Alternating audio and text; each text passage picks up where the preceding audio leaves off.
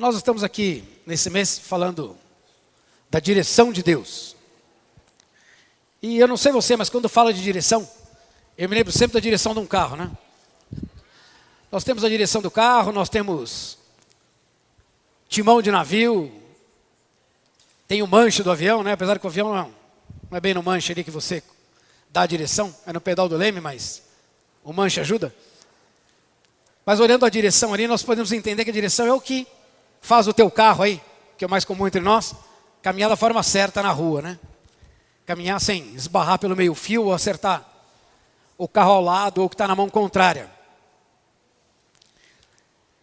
E para que a direção tenha a sua função, tem alguém, uma pecinha sentada atrás dela, que em geral somos nós, né? Quem aqui dirige? Levanta sua mãozinha aí. Amém. Então você que dirige sabe do que eu estou falando, né? Eu não sei você, mas para nós usarmos uma analogia interessante, dirigir é uma coisa que revela muito a respeito, né? De como nós somos, de como nós conduzimos.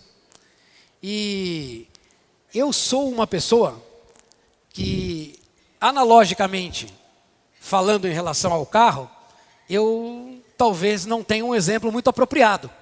E sabe por quê? Porque eu gosto de dirigir. E além de gostar de dirigir, eu tenho uma certa dificuldade em confiar em quem dirige.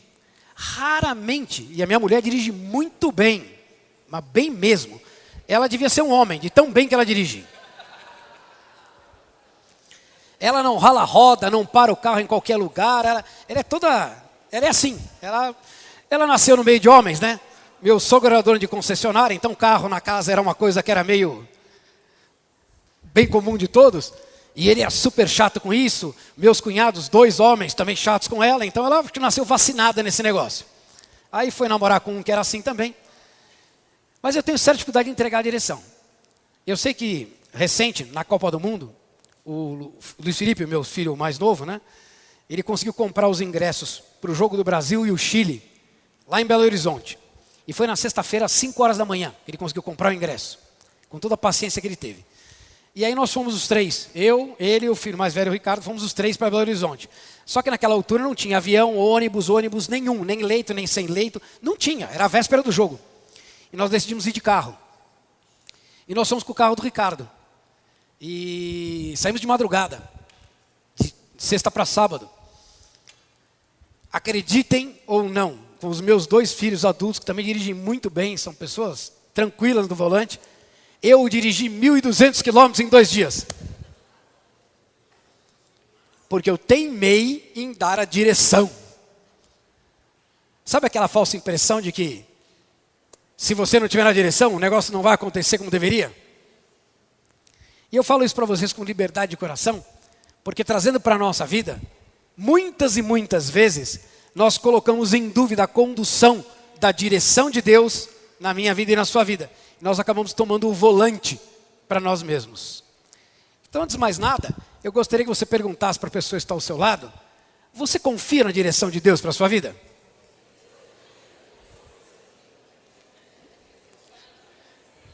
Você confia mesmo? Porque a gente confia, mas não solta, né? A gente confia, mas não delega, não libera. Eu falei de mim, mas o meu sogro era muito pior do que eu. Meu sogro jovem, ele inclusive teve que se aposentar, porque ele teve um problema que é mais comum às mulheres. E ele teve jovem, ele teve com menos de 60 anos, osteoporose. E ele teve nas 2 pernas. E ele fez uma cirurgia que não foi bem sucedida aqui no Brasil. Ele depois ir para Londres e refazer a cirurgia lá, e lá acabou dando certo. Mas durante o tempo aqui, em que ele teve o problema, ele não podia dirigir. E ele tinha um motorista, e ele passou a usar o motorista para todas as coisas. E mesmo depois, quando ele ficou bom, ele já estava um pouco inseguro em relação a dirigir, e ele andava com o motorista. Mas o Elias, que era o motorista, eu digo que esse cara era um herói. Elias, você vê que o nome é profético. O Elias era um verdadeiro santo de Deus na terra. Porque o Elias sentava na direção, o meu sogro sentava do lado, ele segurava naquele agarra-me se puderes, botava o braço aqui, e ele dava palpite e ordem em tudo. Você já andou do lado de alguém assim? Olha o buraco, vira aqui, não é ali. Olha isso aqui, pega lá. Mas ele fazia isso a cada segundo, incansável. De casa ao trabalho, aonde ele fosse. Lá ia o Elias, santo Elias, ouvindo meu sogro o tempo inteiro, dizendo tudo. Ele chegava ao desplante de quando parava o carro na garagem. Mais um pouquinho, não estava vendo nada. Mais um pouquinho, mais um pouquinho, mais um pouquinho. Mas pouquinho aonde? Já está na parede. Era uma coisa. Ele confiava no Elias. Ele só andava com Elias. Meus cunhados não dirigiam para ninguém. Era o Elias. Mas ele confiava, mas ele não liberava para o Elias. Ele confiava desconfiando. Ele não tinha tranquilidade. Por quê? Porque certamente ele se achava racionalmente mais capacitado. Mais equipado do que o Elias, né? Então, a partir disso, eu queria ler um texto com vocês, que está em Provérbios, que diz assim, eu esqueci meu óculos, pastor, então vou aumentar todas as letras aqui, aleluia! Está em Provérbios 2, Vlad, se você quiser colocar, nós vamos ler os versículos 3 ao 6, Provérbios 2, que diz assim, se clamares por inteligência, e por entendimento alçares a voz, se buscares a sabedoria como a prata e como a tesouros escondidos a procurares, então entenderás o temor do Senhor e acharás o conhecimento de Deus, porque o Senhor dá a sabedoria e da sua boca vem a inteligência e o entendimento. Toda vez que eu penso, que eu reflito nesse provérbio, eu gosto dele. Eu gosto que ele me confronta.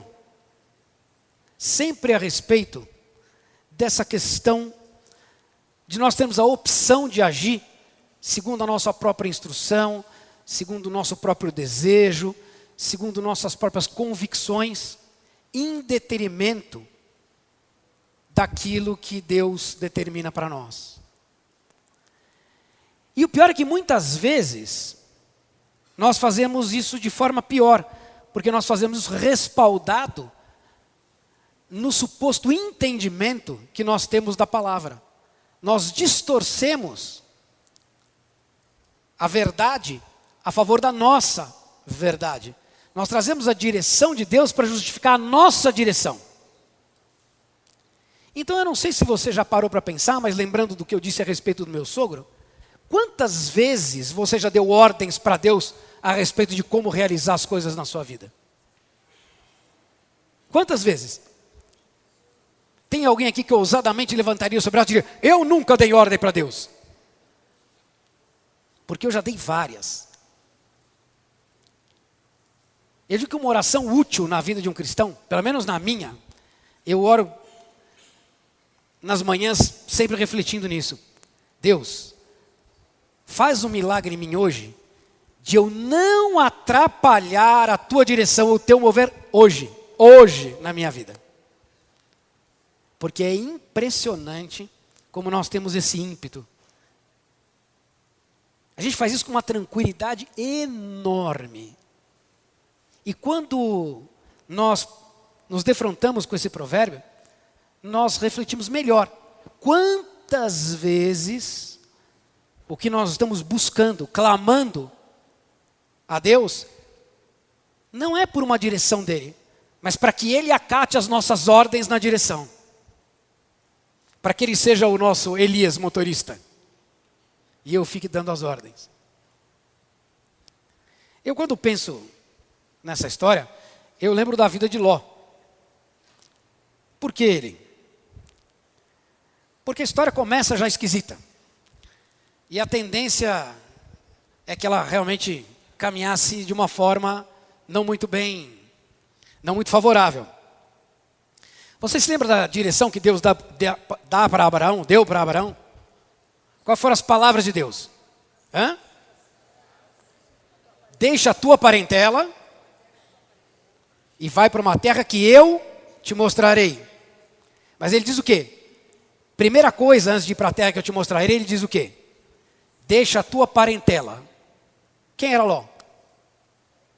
Hã? Sobrinho. Sobrinho não é parente? Sogra não é parente, né? Mas sobrinho é parente. Cunhado não é parente. Cunhado é agregado. Aleluia. Eu tenho 2. Aleluia. Podia ter 2 cunhadas, né? Tão mais fácil, mas amém. Depende do ponto de vista, né? Aí, resultado. Levou Ló com ele. Já começou a coisa aqui em desobediência à direção de Deus. Porque ele concordou. Ele largou pai, largou irmão, ele largou família. Ponto e vírgula. Porque ele fez do jeito dele e levou lá o sobrinho. E nós sabemos que pelo caminho acabaram acontecendo divergências entre ele e o sobrinho. Ao ponto que o sobrinho, ele acabou escolhendo um caminho diferente. Ele escolheu viver numa terra que nós sabemos que não era nada boa, não é? Uma terra de luxúria, uma terra de decisões extremas, de direção segundo a vontade e o desejo de cada um. E ele escolheu, achou ser melhor para ele estar assim, estar apartado de Abraão e viver nessa terra. Ele escolheu o que era bom, em detrimento do que era bom do ponto de vista de Deus. Porque vejam bem, eu creio que mesmo que ele tivesse acompanhado Abraão até o fim, ele teria sido abençoado em obedecer. Porque a terra que Deus prometeu, ele teria alcançado se tivesse permanecido com aquele a quem Deus deu a direção, aquele a quem Deus chamou. Mas ele fez, e não nos parece estranho, porque nós muitas vezes fazemos o mesmo, resolveu andar por conta própria, pela vontade própria.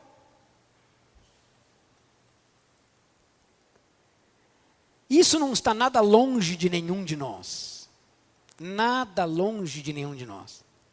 Eu ainda me surpreendo, e honestamente me surpreendo, que ainda hoje eu encontro muitas pessoas que se justificam estarem em igrejas simplesmente porque para elas é mais conveniente, mais simpático, mais agradável, mais prazeroso. Mas olhando para esse provérbio, você entende sinceramente que é assim que Deus age na sua vida? É assim que as coisas deveriam acontecer?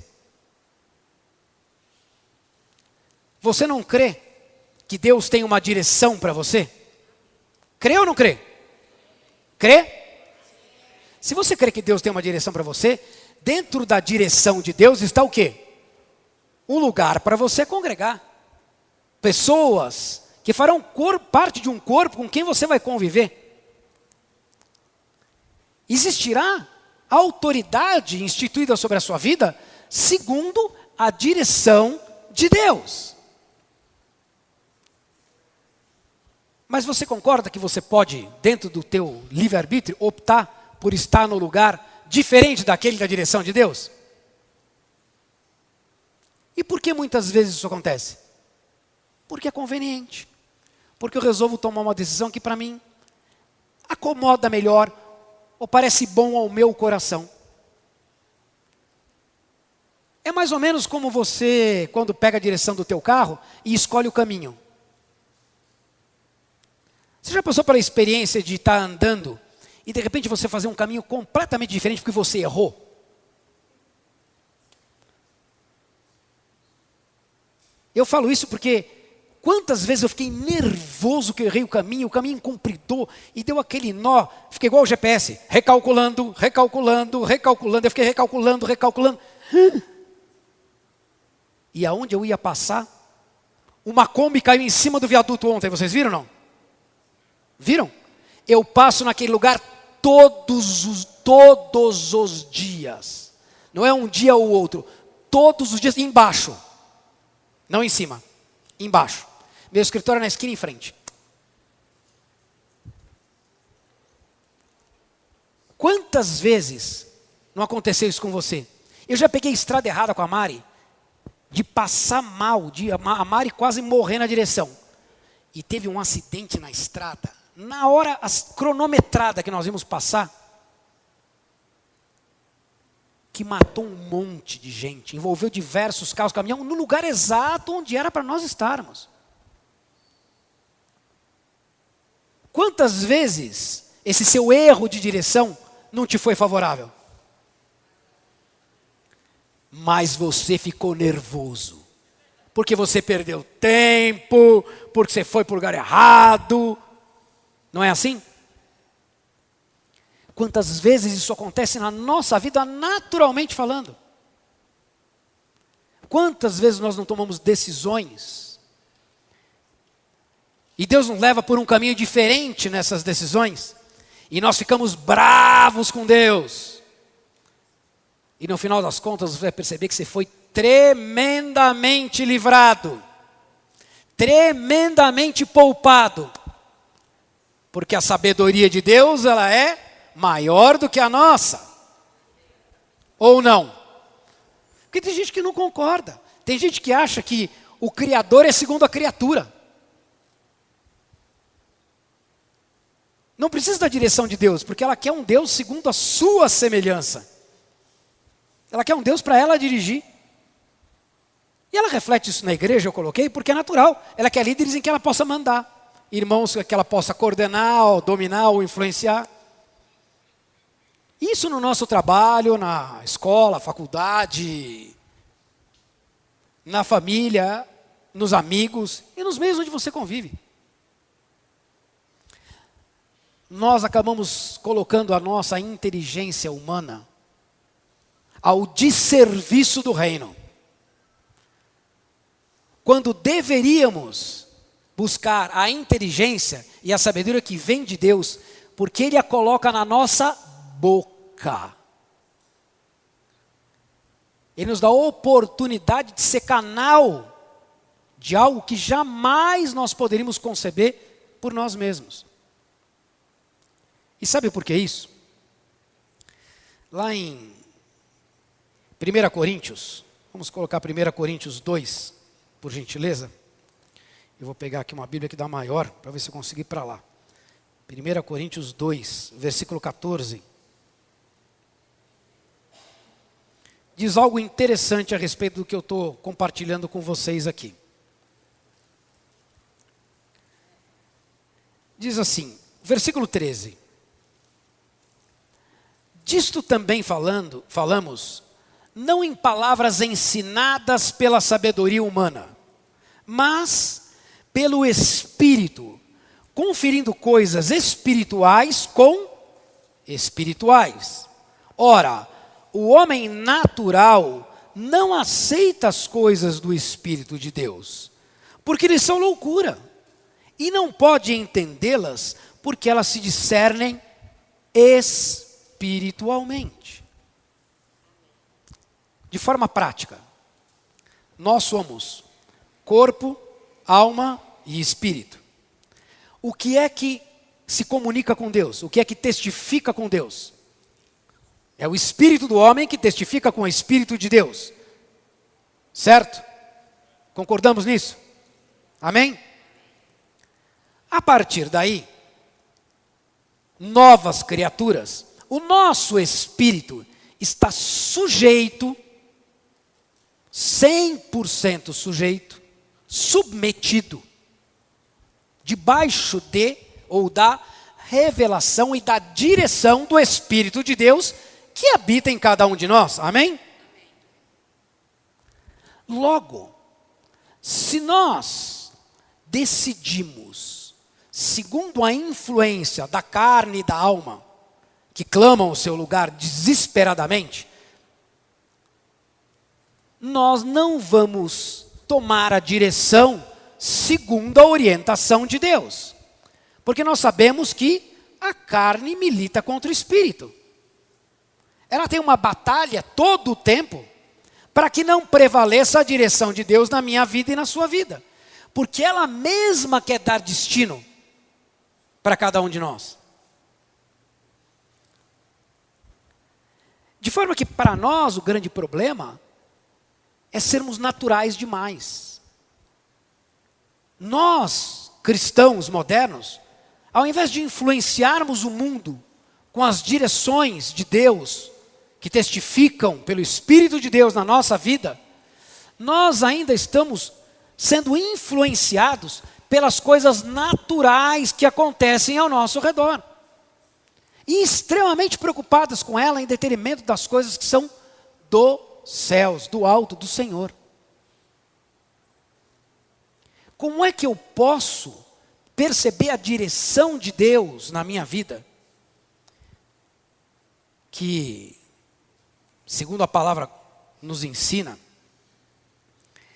lá em Romanos 8, 26, 27, são feitas através de gemidos inexprimíveis. Vocês repararam que nós estamos num mundo onde tudo acontece na base do grito? Tudo acontece no grito. A gente chega a declarar isso. Ah, se não for no grito, não vai. Não é verdade? E cada um grita mais do que o outro, e grita e berra, e se coloca e faz prevalecer. E repare que, educadamente, nós começamos falando baixo quando nós estamos em várias pessoas. Eu tenho um problema que eu não sei se vocês têm, e é problema mesmo. Eu consigo prestar atenção em 3 ou 4 conversas ao mesmo tempo e sei todas elas. Meu cérebro grava todas elas. Mesmo que eu queira desligar, eu não consigo. Isso chega uma hora e vai deixando o cara atormentado. Só que o pior é quando você está num ambiente com muitas pessoas que começam a falar baixo, elas começam nesse ritmo do grito. Como a outra está falando e ela quer prevalecer, ela aumenta o tom. E o outro aumenta o tom. E aquele aumenta o tom, e o outro aumenta o tom, e o outro aumenta o tom. Chega uma hora e quando eu vejo, eu estou querendo esganar alguém e eu não sei por quê. Porque imagina você prestar atenção em mais de um assunto, mesmo sem querer, e todo mundo gritando, você querendo não escutar. Vocês assistiram aquele filme do que as mulheres gostam? Assistiram? Que o cara fica escutando vozinha do que as mulheres pensam? Eu falo, meu Deus do céu, eu ia ficar maluco, mas era mais ou menos uma coisa assim. Eu consigo escutar, não daquela forma, mas as pessoas dizendo. E às vezes acontece de você estar num ambiente com irmãos, e nós estamos ali meditando a respeito da palavra de Deus, mas as pessoas querem mostrar o seu lado intelectual com relação à palavra, e elas vão se elevando, se elevando, se elevando, se elevando, se elevando. Tem 10 pregando na mesma mesa. Já participaram disso? Não tem direção de Deus nesse negócio, irmão. Tem direção de todo mundo. Aliás, vira uma loucura. Imagina um carro, um pega a direção e puxa para cá, o outro pega e puxa para lá, e o outro puxa para o outro lado. Vai dar no poste.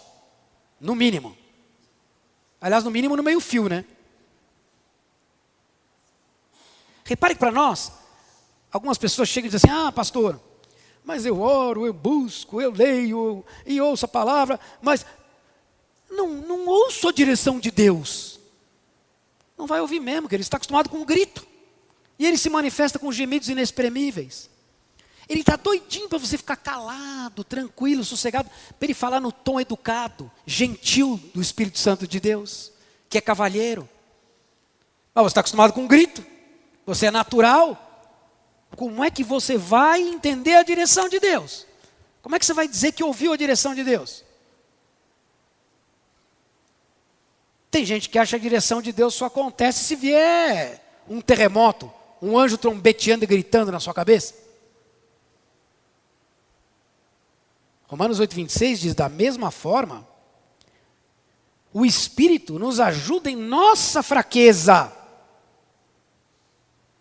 É só para os fracos, tá bom? Pois não sabemos como orar, mas o próprio Espírito intercede por nós com gemidos inexprimíveis. E aquele que sonda, preste atenção, os corações, ele conhece a intenção do Espírito, porque o Espírito intercede pelos santos de acordo com a vontade de Deus, e não com a sua vontade. Percebe por que a gente está acostumado com um grito? Porque Porque a gente acha que elevando a voz, a gente vai convencer e fazer prevalecer a nossa vontade. Imagina um Elias o tempo inteiro do seu lado, misturando a direção com você. O Espírito Santo de Deus fez isso algum dia com você? Nunca fez comigo. Nunca. No entanto, quando eu permito que Ele fale no tom dele, segundo aquilo que está no coração do Pai, para a minha vida, é impressionante como é um som que você pode escutar sem ficar atormentado para sempre. E as coisas com clareza se põem diante de você. Mas isso só acontece se nós agirmos de forma espiritual. Se agirmos de forma natural, vai ser grito com grito, mais grito e depois de grito. Direção de Deus é algo que a gente precisa buscar com alegria, com disposição e, acima de tudo, considerando que nós somos fracos. E é na nossa fraqueza que Ele se torna forte e nos fortalece. E aí a direção de Deus vem sobre nós. Toda vez que você vai convicto fazer alguma coisa, tome cuidado, porque a convicção que você leva pode estar apoiada no seu próprio conhecimento, nas suas próprias experiências humanas, na sua capacitação, no seu desejo. Eu falo isso para vocês porque isso é algo muito comum para todos nós, e em todas as áreas, a todo momento, a todo tempo. Nós somos sujeitos à sedução. Até de fazer aquilo que nós não fomos chamados para fazer. Que não temos a direção de Deus para fazer. Mas fazemos. E aí depois o negócio acontece tudo torto, de mau jeito, e a gente não sabe por quê. Ou às vezes até dá certo, acontece, mas você não se sente feliz com aquilo que aconteceu. Não, aquilo não é pragmático, né? By the book, bem, aconteceu. Por quê? Porque não nos sujeitamos à direção de Deus. Fazemos aquilo que entendemos ser bom e agradável. Mas a palavra de Deus diz o quê? Que as coisas dele, as coisas que estão além do que o nosso coração imaginou, do que a nossa mente tentou supor, essas são as coisas perfeitas que Ele tem reservadas para mim e para você. Deus quer nos dar direção para que nós andemos no caminho dEle e não no nosso caminho. A direção de Deus é importante para que eu e você possamos, acima de tudo, honrá-lo, glorificá-lo. Porque nos nossos caminhos isso não acontece. Para a gente concluir, para vocês poderem falar um pouco a respeito e orarem, que isso é importante, eu quero dizer a vocês o seguinte: pensem em relação à direção de Deus como algo vital. Pensem em relação à direção de Deus como alguém que, por ter uma deficiência, não pode ter o controle da direção por conta própria. Precisa que alguém o guie, que o leve a algum lugar. Pense na direção de Deus como alguém que se submete a esse que te conduz, sabendo que aonde Ele vai te levar é sempre bom, é sempre tranquilo, é sempre seguro. Pense na direção de Deus, não como uma imposição para a sua vida, não como algo obrigatório que você tem que, mas como algo agradável, prazeroso, como uma oportunidade de viver de ver, de sentir, de experimentar coisas que você naturalmente não encontraria e não buscaria se fosse você no comando da situação. Porque as coisas de Deus parecem loucas para o nosso filtro natural. Loucas. Mas quanto mais louco nós formos, mais próximos de Deus nós estaremos. Porque para nós, o que não é louco, nos amarra, nos prende e nos impede de viver plenamente, segundo o propósito eterno que Ele tem para cada um de nós. Você crê que Deus tem um propósito eterno para a sua vida? Se você crê, então submeta-se à direção dEle. Porque Ele dá o tempo, a forma, Ele te conduz. Ele é a essência de todas as coisas. Amém? Então eu queria dar um tempo na mesa. Aproveita para exercitar. Lembra o tom do Espírito? Não é? Lembra de colocar as coisas não segundo aquilo que você vai ler e refazer. Não precisa ministrar não, já está ministrado. Não fui eu, ou pastor Ares, ou qualquer outro que estivesse aqui, não. Somos só canais de Deus para a palavra que já foi proposta.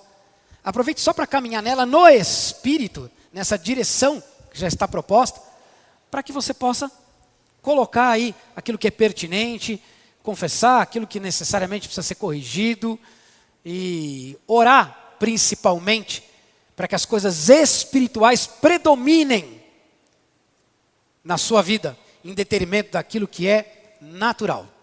Amém? Então vocês podem voltar a cadeira.